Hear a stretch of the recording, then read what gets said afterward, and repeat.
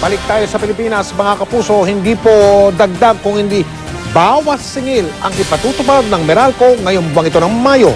Ang bawas singil ng katiting, 5 sentimos kada kilowatt-hour. Kaya meron ngayong mga hindi kontento. Nakatutok si Julio Segovia.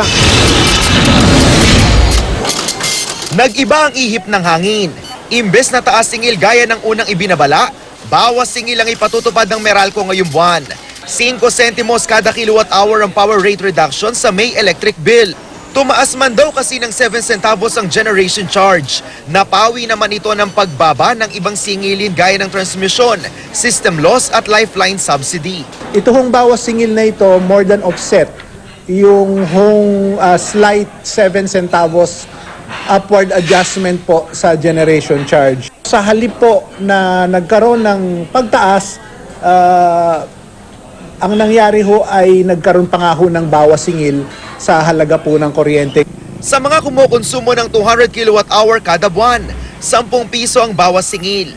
15 pesos naman ang matatapya sa buwan ng bayarin kung 300 kilowatt-hour ang konsumo sa kuryente at 20 pesos ang bawas sa may konsumong 400 kilowatt-hour kada buwan.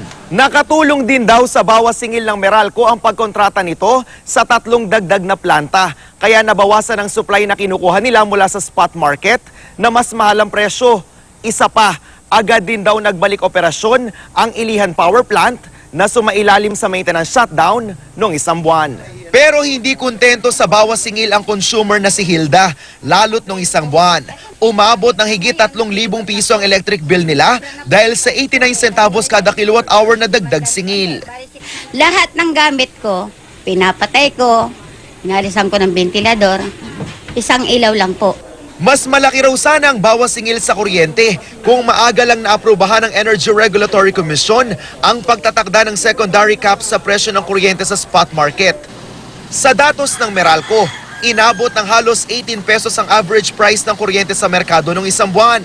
Sa ilalim ng patakaran ng ERC, pansamantalang ipapako sa 6 pesos and 24 centavos ang presyo ng kuryente kapag umabot ng higit 8 pesos ang average price nito sa loob ng 72 hours o 3 araw. Ang grupong Bayan Muna hindi kumbinsido sa bawas singil. Baka raw kasi bawiin din ito ng mas malaking power rate hike sa susunod na buwan. At dahil hindi pa tapos ang summer, ayon sa Meralco, huwag muna pakampante. Sa 2nd linggo pa lang kasi ng Mayo inaasahang maaabot ang peak demand sa kuryente ngayong taon. Nasa Mayo pa lang tayo, nasa kasagsagan pa rin ng summer. At ang forecast po ay ang peak demand for Luzon will occur this May, towards the latter half of May. So patuloy po tayong dito sa mga paghahanda natin para dun sa supply situation. Julio Segovia, nakatutok 24 oras.